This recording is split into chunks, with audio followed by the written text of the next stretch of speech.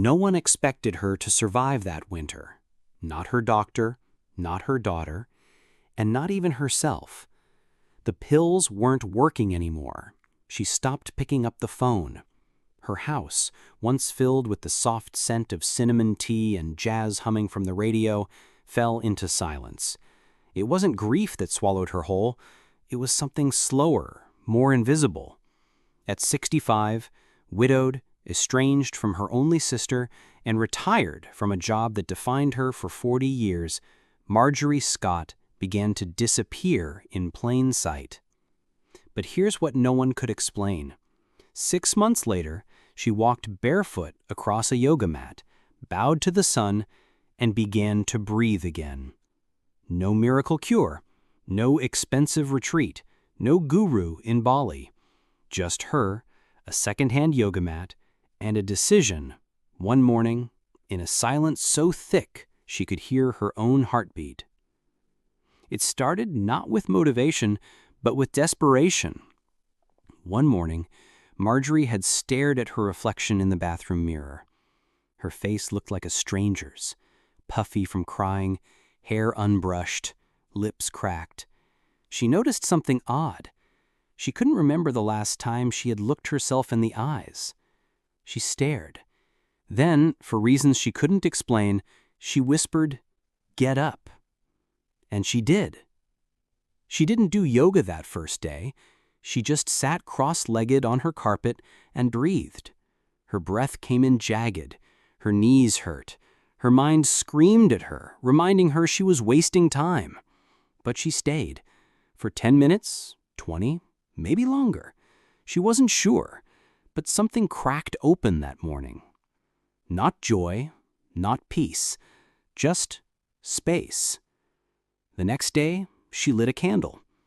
The day after, she opened her window before sitting. The cold air slapped her cheeks and made her feel awake for the first time in months. Then, on the 5th morning, she typed into YouTube, "Yoga for Beginners." The video showed a woman about her daughter's age with a serene voice. Breathe in and exhale. Let go. Something about the phrase pierced her. Let go of what, she thought. But her arms rose with the instructors, her spine elongated, her eyes shut, and for 15 full minutes, she didn't cry. That night, she slept for more than 4 hours without waking. It was the first time in nearly a year. By week 3, she had a ritual. Wake at 5:45, light a candle, sit, breathe, move. She didn't tell anyone. It wasn't a performance. There was no dramatic transformation. But slowly, things shifted. The living room she had neglected now smelled of sandalwood and held the warmth of the morning sun. She changed the curtains. She bought a succulent. She drank more water. By the 2nd month, she found herself crying during Shavasana, the final resting pose. But it wasn't sadness anymore. It was something else. Release. Like decades of bottled emotions were finally dissolving into the floor. One morning, she whispered out loud, "I forgive you." She didn't even know to whom she was speaking. Her neighbors began to notice. "You look different," someone said at the mailbox. "Are you visiting family?" She just smiled and said no. She hadn't been to a therapist. She hadn't taken up antidepressants again, though she still kept them in the drawer. But each day she moved her body, sat in silence, and let her thoughts pass like clouds. A little more light seeped in. Then came the strange part. In her 3rd month of daily yoga and meditation, Marjorie began to dream vividly. Places she had not thought of in decades. Her childhood porch in Vermont, the smell of rain on old floorboards, the laughter of her mother while folding laundry. But also places she had never been. Forests with golden light, voices speaking languages she didn't recognize, a sense of calm she had never felt, even in waking life. She started keeping a dream journal. One morning, while sipping tea after her practice, she flipped through her notes and realized Some of these dreams feel more real than my life did last year. It was as if something ancient had been stirred awake. She kept the routine simple. No fancy equipment, no exotic mantras, no perfect poses. Just her breath, her body, and the silence of dawn. She started with 10 minutes of gentle stretches, moving slowly, as if rediscovering her limbs after a long sleep. Then she sat, cross-legged on a cushion, facing the rising sun through the window. She didn't know how to meditate, not really, but she closed her eyes and tried to listen, to the air entering her nostrils, to the hum of the refrigerator, to the birds beginning their songs outside. And at first, that was enough.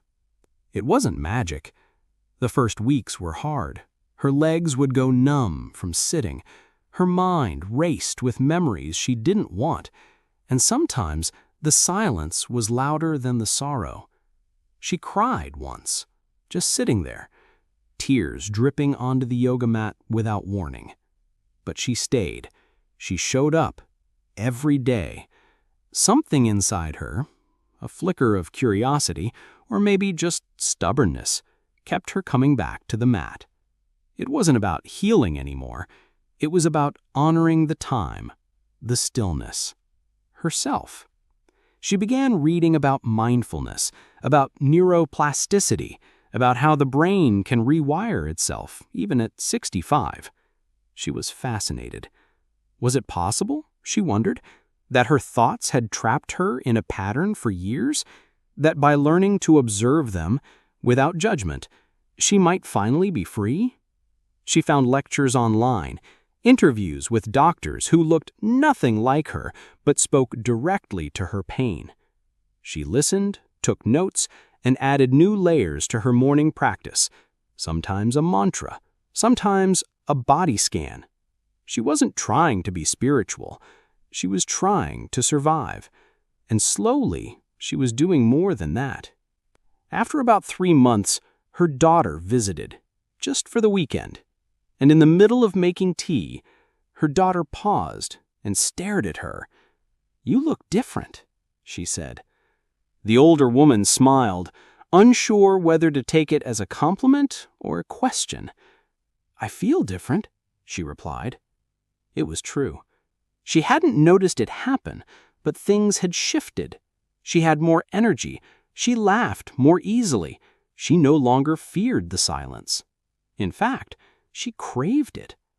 By 6 months, the ritual wasn't something she had to remind herself to do. It was like brushing her teeth. A habit, but a sacred one. A contract between her and the dawn. The depressive episodes, once looming like a storm behind every good day, now came less often, and when they did, they no longer knocked her over. She could see them coming, breathe through them, let them pass, like clouds. People in her small community began to notice, not just that she was lighter, but that she was present in a new way. At the market, she took time to greet the clerks. At the library, she started attending book clubs. She even volunteered at the animal shelter on Thursdays, brushing cats and walking tired old dogs. Nothing big, nothing heroic, but everything she'd never thought she'd do again.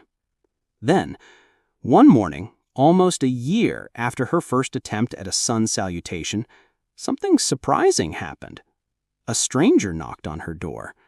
It was a woman around her age, someone she vaguely recognized from the neighborhood. "I've seen you walking every morning," she said. "You look peaceful. Like you figured something out." The older woman laughed and invited her in for tea. They talked for hours. About grief, about growing older, about how no one really prepares you for the quiet that comes after the noise of life. It was the first time in years she had opened up like that. It felt like exhaling after a long breath held too tightly. More women came, not all at once, but word got around. She never called it a group or a class, just tea and stretching. Some mornings there were 3 women, sometimes none. But the mat was always there. The sun still rose, and the silence still welcomed her like an old friend. She never claimed to be a teacher. She didn't wear yoga pants or post quotes on social media. She didn't start a business or brand herself. That wasn't the point. Healing for her had come quietly, without applause, without labels. It had come in the decision to keep showing up for herself, even when no one else did. One day, while watching the sky turn from indigo to gold, she realized she hadn't thought about the worst years in a long time. They weren't gone, but they had softened, like old letters in a drawer, still part of her, but no longer holding power over her. She smiled at the thought, not a triumphant smile, a tender one. And just when she thought she had reached the full circle of this strange journey, something unexpected happened again. There were days when she felt like her body was finally learning how to listen. The crackle in her joints softened. Her breath no longer caught halfway through. She no longer collapsed into her bed like a withered flower at dusk. She walked now, slowly but steadily, each step a soft rebellion against the despair that once pinned her to the floor. By the end of her 3rd month, her doctor raised an eyebrow during a routine checkup. Her blood pressure had stabilized. The tension in her voice was gone. And when he asked how she was sleeping, she smiled. Not because everything was perfect, but because she had finally made peace with imperfection. She started sharing her practice with others in her age group, not as a guru, not as a master, but simply as someone who had known the quiet violence of sadness and had chosen, day after day, to stretch her arms toward the light. In community centers and small local parks, she began leading gentle sessions. No fees, just a mat and a morning sun. Some came just to move, others came to cry, and there were mornings when she too would sit silently, letting the wind pass through her silver hair, remembering the first day she had dared to hope. Her adult children watched her transformation with a mix of wonder and guilt. They hadn't seen the storm brewing inside her before, and now, watching her lead others through sun salutations, they didn't quite recognize this version of their mother. Stronger, softer, freer. She never called herself healed. That wasn't the point. The depression hadn't vanished. It had changed shape. It no longer stalked her from the corners of her mind, but sat beside her, acknowledged, no longer feared. Some mornings it whispered again, that old voice of unworthiness, but she met it with breath, with presence, with the quiet dignity of one who had learned that joy is not a miracle, but a discipline. One early morning, as she balanced in tree pose, eyes closed, a bird landed on the railing beside her. The wind was still. The world, for one brief second, felt like it was holding its breath with her. She didn't open her eyes. She didn't need to. There are people who measure life by milestones, birthdays, retirements, holidays. But she now measured it by something else entirely. The way her chest rose with each inhale, the way silence filled her without frightening her, the way she no longer avoided mirrors. Not because she had changed, but because she had begun to see. And yet, for all the clarity she seemed to radiate, there were questions that lingered, even for her.